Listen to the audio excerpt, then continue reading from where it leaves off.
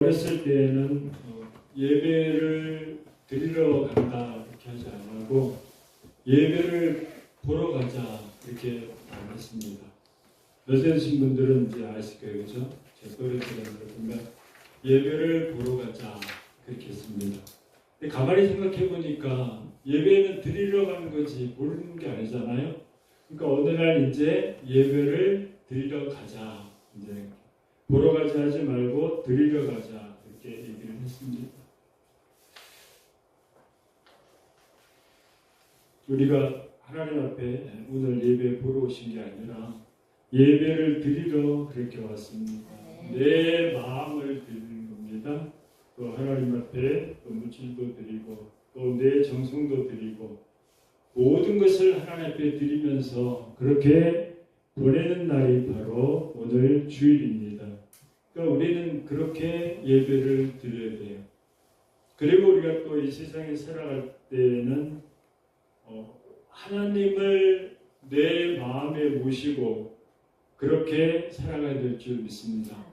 주님을 내 마음에 모시고 이렇게 살아가게 되면 사실 세상에 겁날 거 하나도 없어요.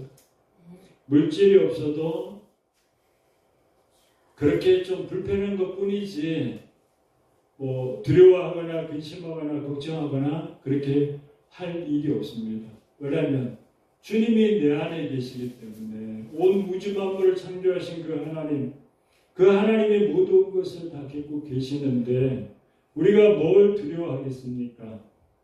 그러니까 우리는 신앙생활을 하면서 내 안에 주님이 계셨대.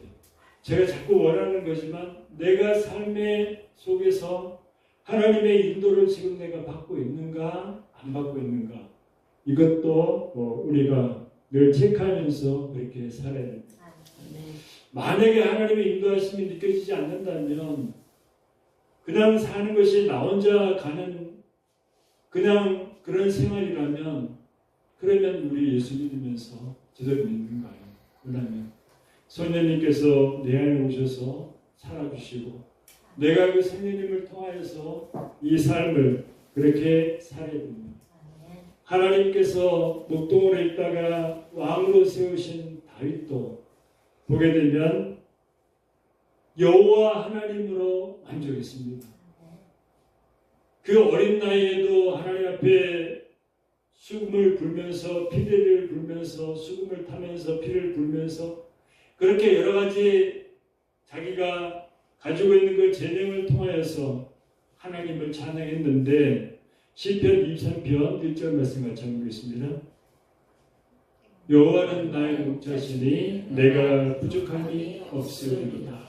우리가 이 사순절 기간에 이걸 우리가 가져야 돼요.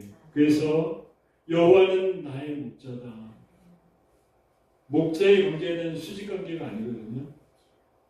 이게 상하 관계가 목자가 아니에요. 서로 평등한 관계입니다. 그리고 목자는 양을 돌봐야 되고 그 생명까지를 갖다가 이렇게 책임져야 하는 막중한 임무를 가지고 있고 또 양은 그 목자를 믿고 모든 걸 맡겨야 돼요. 지원대로 가면 안 됩니다. 양은 눈이 잘 안 보이잖아요. 그러니까 앞에 있는 한 양이 가게 되면 목자 없이 그럼 뒤에 있는 양이 계속 따라가는 거예요. 한 양이 언덕으로 떨어지면 같이 떨어져 죽는 거예요. 안 보이니까. 그렇기 때문에 목자가 필요한 겁니다. 우리가 지금 이 세상을 살아가면서 다 볼 수 없잖아요. 우리가 이 세상을 살아가면서 한 치 앞도 볼 수 없잖아요. 만약에 우리가 한 치 앞을 볼 수 있다면 사건은 줄어들 겁니다. 왜? 미리 알기 때문에. 내가 가다가 교통사고 난 것을 알면 왜 그 길을 뭐 때문에 갑니까? 돌아서 가면 되지. 그런데 우리 한 치 앞도 볼 수 없기 때문에 바로 그렇습니다. 우리 하나님, 우리 예수님이 목자가 되시고 우리가 양이 되기 때문에 우리는 그 목자 되신 그 예수님을 믿고 우리가 그렇게 따라가야만 되는 겁니다. 그러면 우리는 예수를 잘 믿고 신앙생활을 잘 하는 겁니다. 헬라어에 파로 이케오가 있고 그 다음에 카토 이케오가 있는데 다 거하신다 그런 뜻이 있습니다. 그런데 전자에 말씀드린 것은 나그네로 어떤 집에서 잠시 머무는 것을 말하고, 그 다음에 후자에 카톨릭교회는 주인으로 그 집에 영구히 거주하면서 그 집을 다스린다, 그런 뜻이 있습니다. 우리가 어떻게 거해야 되겠습니까? 나그네로 그냥 거하면서 그렇게 살아야 됩니까? 아니잖아요. 그 주인의, 그 집의 주인의 역할을 하면서 거주하면서 그렇게 우리가 살아야 되는 것처럼 우리가 하나님을 내 주인으로 삼고 모시고 그렇게 살아가야 될 줄 믿습니다. 이 사순절 기간에 제발 하나님이 싫어하는 거 끊고, 그리고 우리가 하나님 뜻대로 하나님 말씀대로 그렇게 살아가고자 하는 저 여러분 되시기를 주님의 이름으로 축원합니다. 기도해야 돼요. 그러면 기도해야 돼요. 돌아다닐 시간 없습니다. 시간 나면 무릎 꿇고 가정에서도 기도해야 돼요. 그래야만 악한 사단마귀가 틈못합니다. 얼마나 이 사순절 기간에 너무 들으려고 하는데 우리가 그 영적으로 아셔야 됩니다. 오늘 본문에 보게 되면 이제 예수님은 가시는데 사실은 그냥 예수님이 오셨던 대로 그냥 가시는 거거든요. 어렸을 때도 예수님께서 내가 내 아버지 집에 있어야 될 줄을 알지 못하나이까 하면서 마리아와 요셉한테 그렇게 얘기를 했잖아요. 그런 것처럼 예수님께서는 이제 승천하실 기한이 다가가기 때문에 예루살렘으로 가셔서 죽으시고 다시 사흘 만에 부활하셔서 하나님 보좌 우편 예전에 있던 대로 그대로 이렇게 회복하신 겁니다.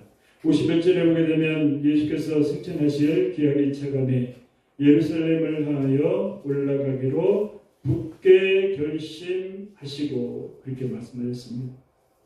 이제 예수님의 공생의 사역 가운데 끝부분 마지막으로 지금 이제 예수님이 예루살렘으로 올라가기로 그렇게 결심을 하셨습니다. 예수님이 죽으시면 끝이 아니에요. 예수님이 죽으셨을 때 누가 좋아했을까요? 사단이 좋아요.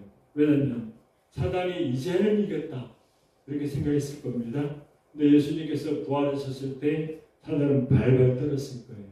왜냐하면 이제 앞으로 자기가 어떠한 처지에 놓인가 하는 것은 그 사단은 잘 알기 때문에 바로 그렇습니다.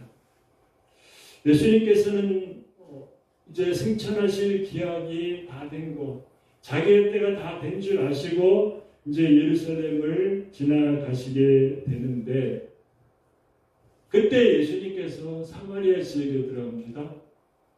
사마리아 지역은 유대인들과는 완전히 그 원수지간이에요. 왜냐하면 아수르 왕이 그 북이스라엘을 멸망시키고 그 다음에 한 정책이 뭐냐면 혼혈 정책을 썼는데 유대인들을 사마리아 지역에 있는 사람들을 자기 고국으로 데려가고 자기 땅으로 데려가고 그 다음에 이방인들을 갖다 사마리아에 거주시켜 버립니다. 완전히 유대인이 아니라 혼혈인이 되는 거예요. 그러니까 사마리아 사람이 아닌 유대인들은 당연히 사마리아 사람을 대취급하고 그 다음에 원수시간을 갖게 되는 겁니다. 그러니까 그 지역을 통과하지 않는 거예요. 근데 예수님께서는 일부러 그쪽으로 지금 들어가고 계시는 겁니다. 그러니까 의도적으로 그렇게 가시는 거예요. 갈릴리에서 예루살렘을 가게 되면 당연히 사마리아 지역으로 내려와서 거쳐서 들어가게 되는데 그런 것이 아니라 이쪽으로 요단강을 쪽으로 건너서 다시 이렇게 베라 쪽으로 그렇게 사람들이 다녔습니다. 왜냐하면 너네하고는 상대 안 해. 너네는 개잖아. 그러면서 그렇게 구별을 했습니다. 근데 예수님께서는 오늘 마지막 이 사마리아 지역을 지나가면서 의도적으로 그렇게 들어가게 됩니다. 근데 예수님께서 하신 일들이 많이 있거든요. 왜냐하면 유대인들은 사마리아인들을 관시했지만 예수님께서는 사마리아인들하고 같이 이렇게 친하게 지내고 심지어 사마리아인들을 더 높였잖아요. 그래서 우리가 그 예루살렘에서 쪽으로 내려가는 걸 여리고에서 예루살렘으로 가다가 보면은 그때 이제 제사장이 지나고 레위인이 지나가는데 그 사람들 다 외면하잖아요. 그런데 사마리아 그 사람은 자기가 가지고 있는 걸 가지고 응급조치해주고 그 죽어가는 사람을 위해서 강도받는 자를 위해서 데리고 가서 그리고 난 다음에 그 여관에서 또 부비가 들면 줄 테니까 최선을 다해서 이 사람을 돌봐주라 했는데 그 예수님 비유 가운데도 바로 그 사람이 사마리아 사람이다 그렇게 칭찬했습니다. 그러니까 예수님께서는 친사마리아 정책, 지금으로 얘기하면 그런 정책을 그렇게 했습니다. 역사적으로 보게 되면은 아니죠, 그죠? 왜냐하면 그 사마리아 사람이 온전하지 않잖아요. 왜냐하면 이 땅에 이방인들이 들어왔기 때문에 같이 그렇게 있었기 때문에 분열입니다. 그 예수님께서는 사마리아 지역을 지나가면서 또 한 여인을 만나잖아요.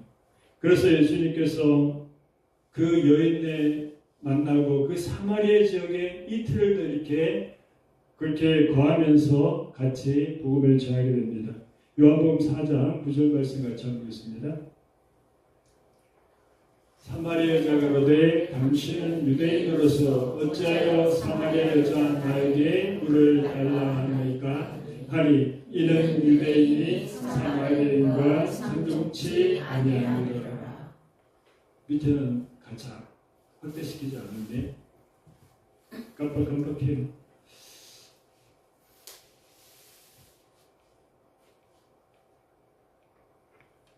예수님께서 그 수가성 여인 남자를 5명 데리고 살면서도 항상 목이 가난 그 여인에게 예수님께서 가셔서 물 좀 달라 그랬을 때 이해가 안 가는 겁니다. 당신은 보니까 유대인이고 나는 사마리아 사람이고 당신은 남자고 나는 여자인데 어떻게 유대인으로서 그렇게 사마리아 여자에게 물을 달라 하나이까 하면서 반문을 했습니다. 그러니까 사마리아 사람과 유대인은 상종을 안 하는 거예요. 근데 예수님께서는 그렇게 하셨습니다. 또 문둥병자들도 고쳐주시잖아요. 근데 10명을 다 고쳤는데 9명은 다 가고 한 사람만 예수님 앞에 와서 엎드려 경배하며 그렇게 했잖아요. 그 사람이 사마리아 사람. 그러니까 예수님께서 사마리아 사람들에게는 상당히 이렇게 좋은 이미지로 그렇게 남았는데 근데 오늘 본문에 보게 되면은 예수님 거부하잖아요. 예수님이 미리 제자들을 보내가지고 내가 이제 예루살렘으로 가야 되니까 거기서 이렇게 해야 될 것을 미리 이제 사마리아 사람에게 이렇게 제자들을 보냈습니다. 근데 거기에 있는 사람들이 영접 안 하는 거예요. 이해가 안 가는 거죠. 왜냐하면 아니 지금까지 얼마나 사마리아 사람들을 갖다가 이렇게 많은 도움을 주고 그리고 다른 사람들은 과시하더라도 사람 취급을 하고 그렇게 예수님이 대해줬는데 근데 사마리아 사람들이 영접 안 하는 겁니다. 성경에 다 나와 있지 않아서 잘 모르겠지만 그렇지만은 보게 되면 사마리아 사람들은 예배 드릴 때 어디로 가는가 하면 그 사마리아로 가잖아요. 그죠? 그 산에서 그 수가성 여인이 얘기한 것처럼 우리는 산에서 예배드리고 당신들은 예루살렘에서 예배드리는데 하면서 이렇게 하잖아요. 그때 예수님께서 산에서도 말고 예루살렘에서도 말고 때가 되면 아버지께 예배 드릴 때가 있는데 신령과 진정으로 예배 드리라 이렇게 말씀을 했거든요. 그런데 이 사마리아 사람들이 예수님을 받아들이지 않는 겁니다. 54절에 보게 되면 제자 야고보와 요한이 이를 보고 가로되 주여 우리가 불을 명하여 하늘로 쫓아내려 죄를 멸하기를 원하나이까. 참 제자들 대단해요. 그죠? 얼마나 큰 능력을 갖고 있으면 산에서 내려왔을 때 예수님이 볼 때 귀신도 못 쫓아내고 그 다음에 불에도 넘어지고 물에도 넘어지고 간절하고 이런 그 아들을 데려온 그 아버지가 데려왔을 때 고치지도 못했잖아. 그런데 지금 하늘에서 자기가 불을 명하여서 물론 예수님 믿고 하는 거겠지만 이 사마리아 사람들 다 멸하기를 원하나이까 하면서 그렇게 물어봤습니다. 55절에 보게 되면 예수께서 돌아오시며 꾸짖으시고 함께 다른 촌으로 가시니라. 예, 고대 사본에 보면 55절에 예수께서 돌아보며 꾸짖으시고 이게 무슨 말로 되어 있는가 하면 너희가 무슨 정신으로 그렇게 말하는지 모르겠구나. 인자는 사람의 생명을 구하러 왔지 멸하러 온 것이 아니다. 그랬습니다. 근데 제자들이 우리가 불을 명하여 하늘을 쫓아내려 저희를 멸하라 하기를 원하시나이까 그렇게 말한 것은 우리가 구약에 보게 되면 열왕기하에 나오는데 그때 이스라엘의 아시아 왕이 다른 난간에서 떨어져서 죽을 뼈에 이제 걸리게 되었습니다. 그러니까 그러면 당연히 엘리야에게 이렇게 물어야 되는데 그런 것이 아니라 이방신 에그론 블레셋의 지방의 바알세굽에게 자기 신하들을 갖다 보냅니다. 이제 어떻게 될 것인가 물어보는 거예요. 근데 하나님께서 엘리야에게 지금 아시아에게 사람을 보냈는데 마저로 나가라 그럽니다. 그래서 이제 나가서 하는 말이 뭐라 그런가 하면 당신은 이제 죽습니다. 그랬어요. 그런데 이 아시아 왕이 엘리야한테 그 사람들을 보낼 때 50부장을 보내거든요. 근데 어떤 일이 일어나는가 하면 엘리야도 무섭잖아요. 왜냐하면 이방신들의 신들이기 때문에 사람이기 때문에 우리가 성질이 똑같은 사람들인데 왜 두려워하지 않겠습니까? 그런데 높은 산에 있다가 그 아시아가 보내는 그 50부장과 그 다음에 전화로 온 그 사람을 갖다가 만단히 주는 것이 아니라 하늘에서 불을 내려가지고 다 태워 죽입니다. 그걸 2번씩이라는 거예요. 세 번째는 이제 50부장하고 한 사람이 왔는데 그때 엘리야한테 구복하면서 얘기를 하는 겁니다. 그러면서 긍휼을 베풀어 달라고. 그러니까 하나님께서 말씀하시는 거예요. 이제는 아시아를 만나러 가라. 두려워하지 말라. 그래 가서 이제 얘기를 전하게 되는데 제자들이 이 사건을 알고 있었을 거예요. 그죠? 왜냐하면 늘 예수님하고 그렇게 같이 있었기 때문에. 그렇지만은 그때 불 내리는 거하고 지금 불 내리는 건 다르잖아요. 지금 원수를 멸하는 거잖아요. 완전 자기들이 생각하는 원수예요. 하나님 편에서 원수가 아니라 자기들이 생각하는 원수입니다. 그런데 예수님께서는 56절에 보면 함께 다른 촌으로 가시니라 그렇게 말씀을 했습니다. 피해가는 거예요. 우리가 화날 일이 있을 때 그 자리에 피하는 게 좋습니다. 참는다고요? 인간의 한계가 있고 몸에서 작동하는 게 있는데 견디지 못해요. 그때는 피해야 됩니다. 제가 서울에서 수요일에 마치고 난 다음에 전철 타러 오는데 그때 어떤 사람이 가만히 있다가 벽을 막 치는 겁니다. 그래서 가만히 보고 있었어요. 근데 그 사람이 전철에 오는데 뛰어들었습니다. 나중에 이제 말렸는데 저쪽 건너편으로 가서 거기서 전철로 뛰어들어갔어요. 당연히 죄 지으니까 기도하죠.